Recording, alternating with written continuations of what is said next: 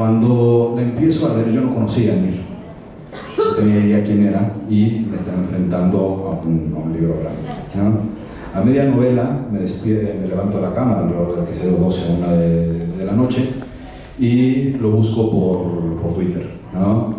Para presentarme y decirle que nuestro editor me había pasado la novela y se me hacía la locura, ¿no? Las buenas personas escribían una prosa que me recordaba a los escritores rusos, que particularmente en mi casa tenían cierta importancia, ¿no? Y entre otras razones, después de las buenas personas, decidí releer a Dostoyevsky. Ese es el tipo de impacto que te dio los textos de Nir.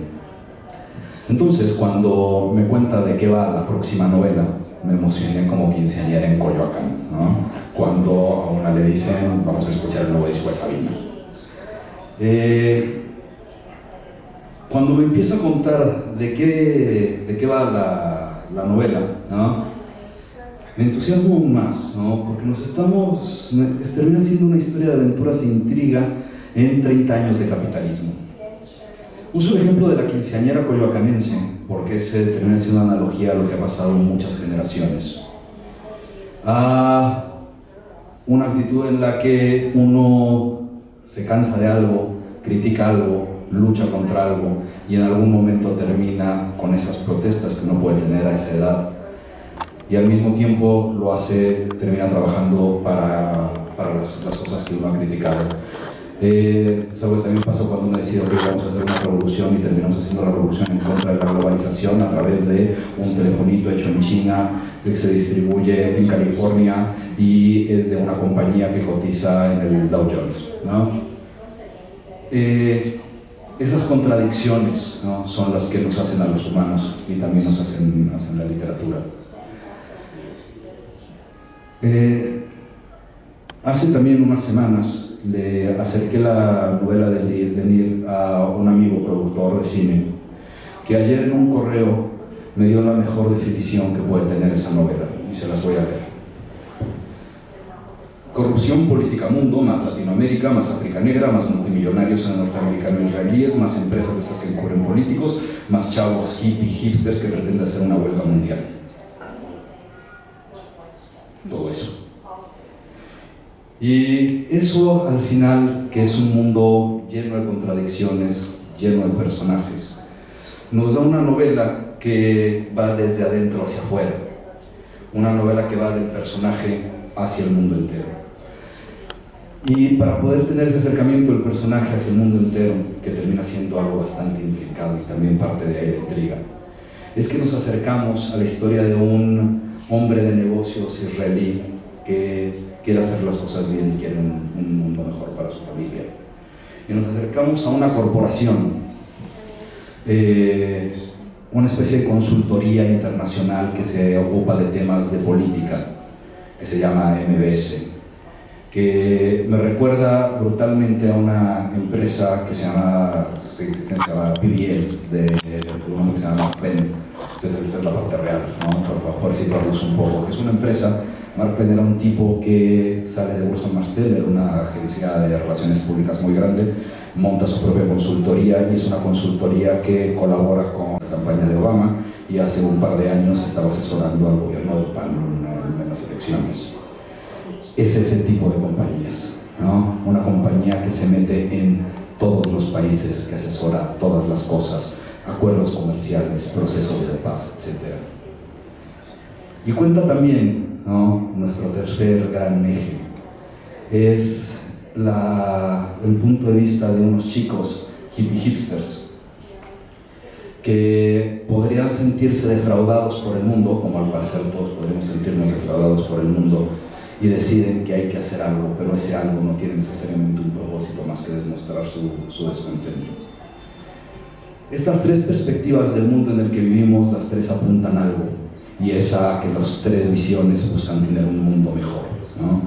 Y ese mundo mejor termina siendo también uno de los motores y eslóganes de uno de los sistemas, o del sistema que tenemos en el mundo, y es el sistema capitalista, o lo que podemos pensar como el ideología capitalista, que al final lo que está promoviendo todo el tiempo es que va a haber un cambio y las cosas se van a terminar poniendo mejor.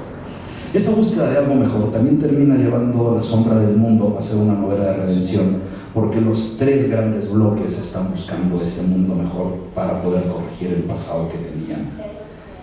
Termina siendo una novela política, y una novela política que conoce el mundo. ¿Qué me refiero con que conoce el mundo? ¿No? Cuando uno conoce el mundo se transforma en alguien incómodo, porque la sombra del mundo, ¿saben qué es la sombra del mundo? Es el mundo detrás de lo que realmente está en el mundo que conocemos, ¿no?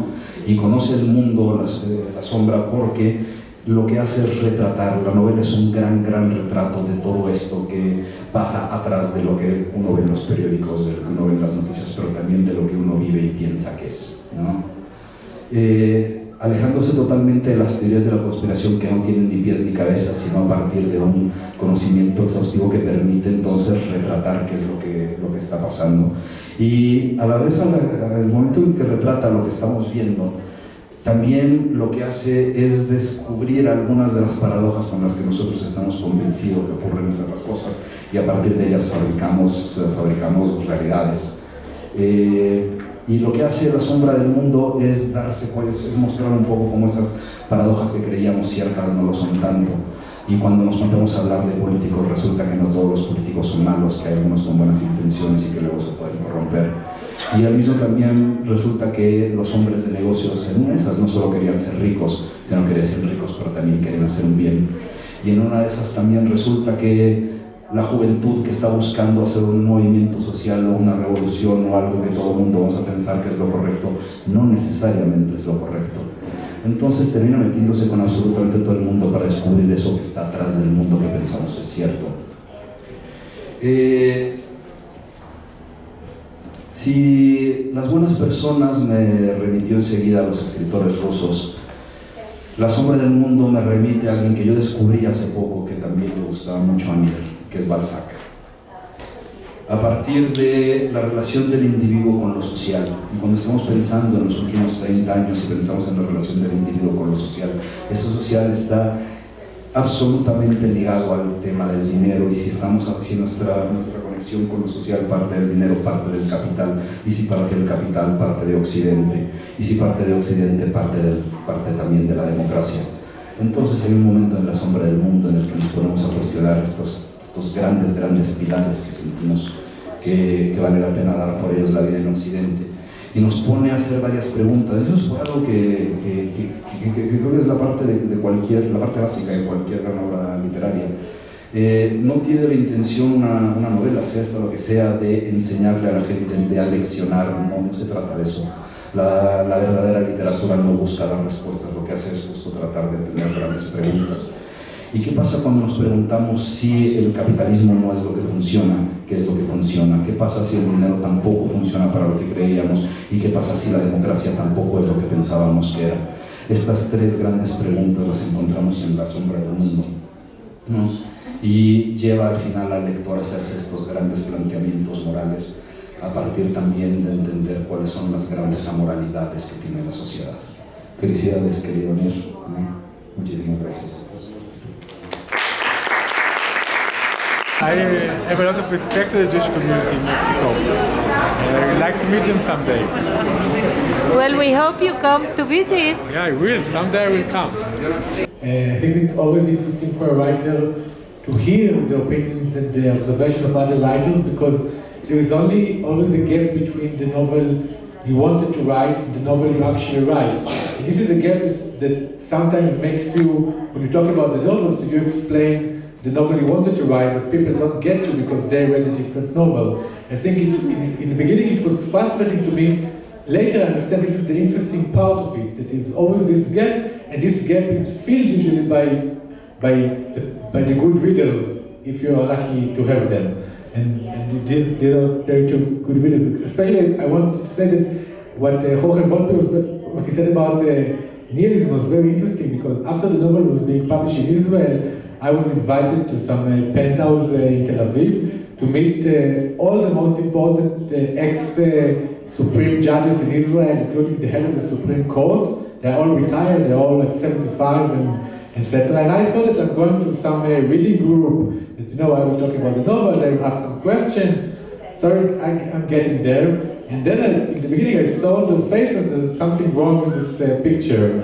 And so it took me like 5 minutes to understand that I came to this ambush, that they are talking about the book as a nihilist novel that supports violence, and that because I think that what Jorge Volpi maybe didn't mention is that the idea of the young protesters, unlike different movements in the West, is they are willing and they actually want to throw the world into chaos, because unlike the middle class protesters in the West, they have nothing to lose. So they think that all the 68 and Occupy Wall Street and Seattle, they are all middle class phonies, and they are the real thing because they are willing to attack everything, and they are willing to take the world into this chaos. So they were. So all the conversation was about violence.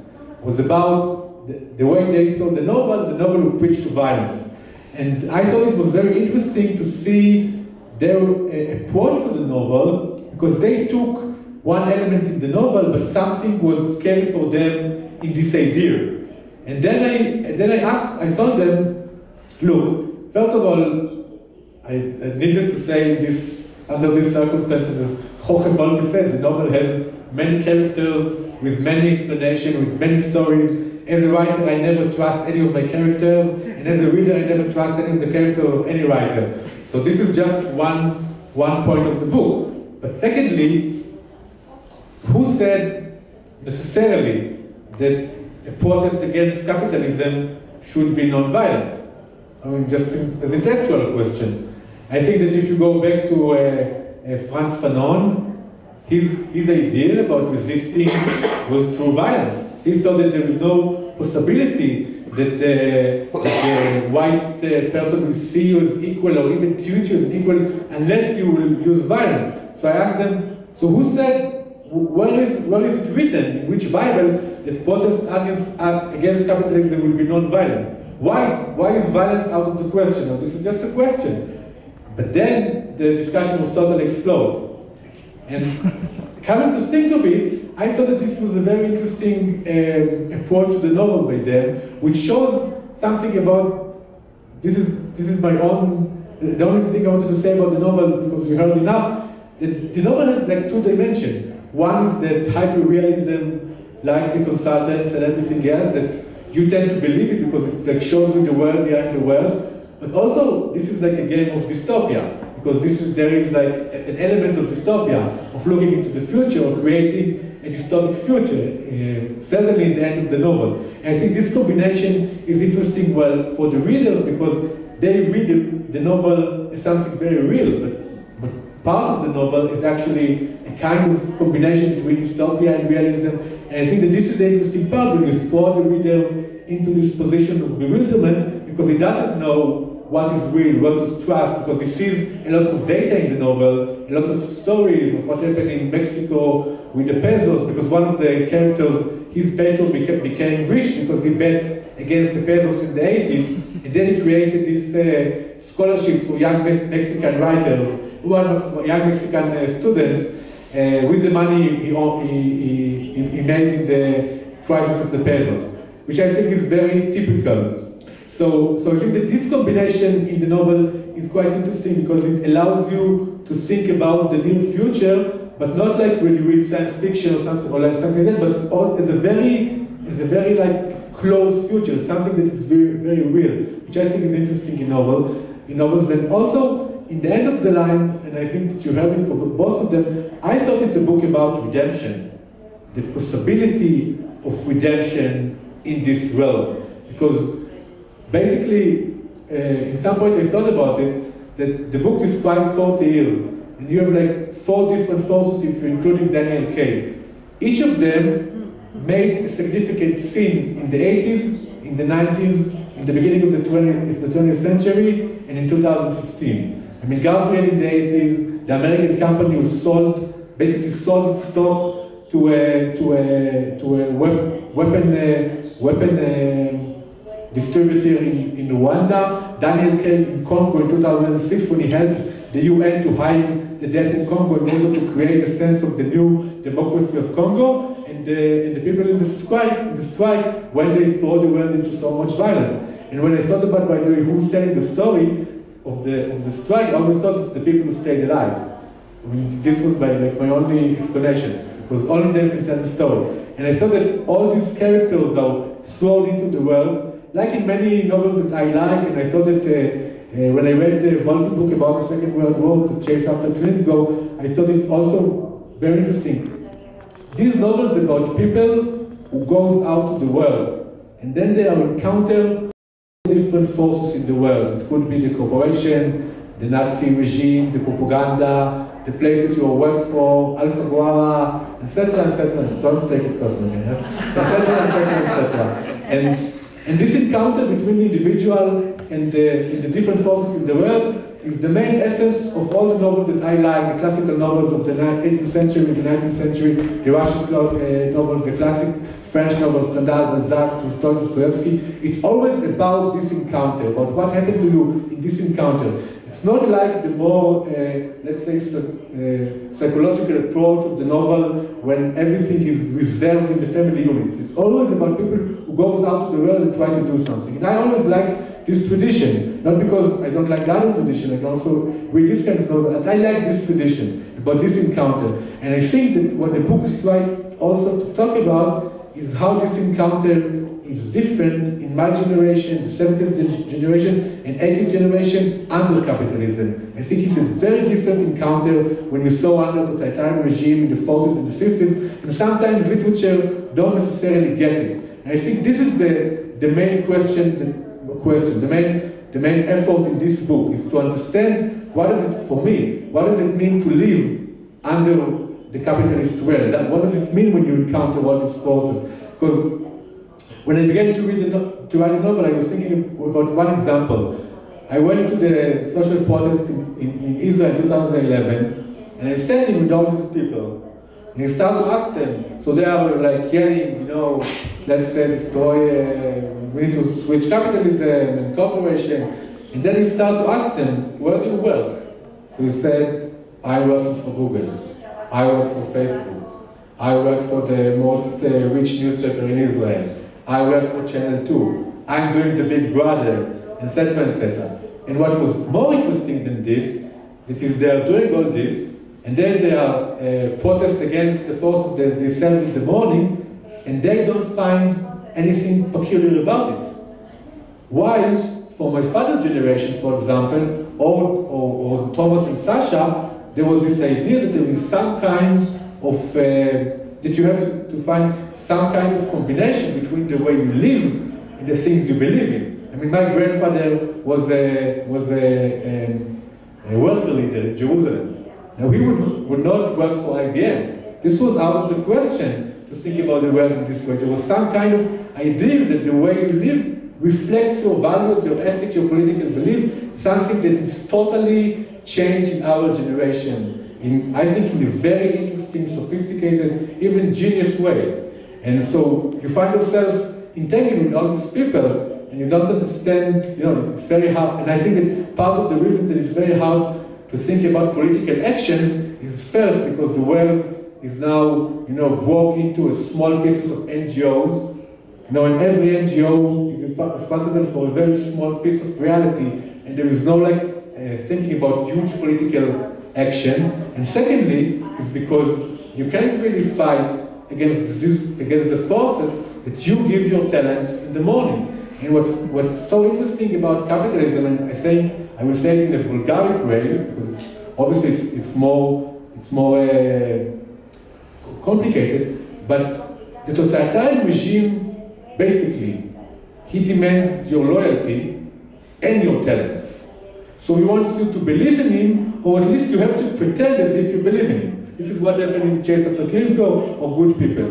While I think the more interesting and funny and sophisticated thing in capitalism, he only wants your talents. He doesn't care if you believe in him. If you're a Marxist, you can go home and write on Facebook about Marxism, etc., etc., as long as you give it your talents. Which I think that this is a very interesting point about this generation. So it started with this idea that my father once, I have this friend that works for the Netanyahu government, and he's from the left, the more the radical left.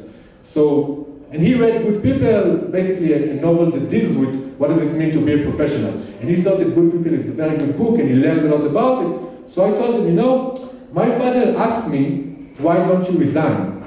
And he said, what do you mean? I work for Netanyahu as a professional, but I still hold my political beliefs.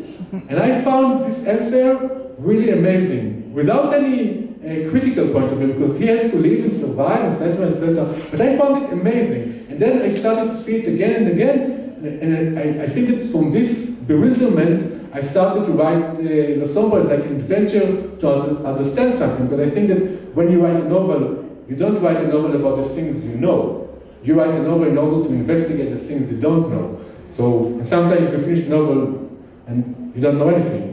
This is also possible, but this was the main idea. So not to take too much time of your life, I want to thank you everyone for coming. I want to say something personal about my publishing house, Alfaguara. I have met many publishing houses around the world, in many countries.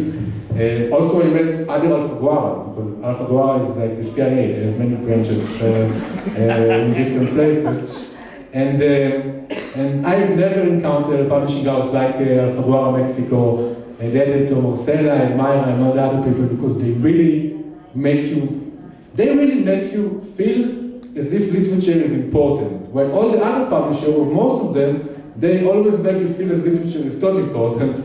It's just something that they do. And for me, I'm very thankful for inviting me for the second time, and for the way that you made me feel that I have like a home in Mexico. This is why I also have a new baby, and I took a Mexican nanny. She's like a Jewish Mexican in order to learn Spanish. I think my baby will learn Spanish before me, but I'm trying. So thank you very much.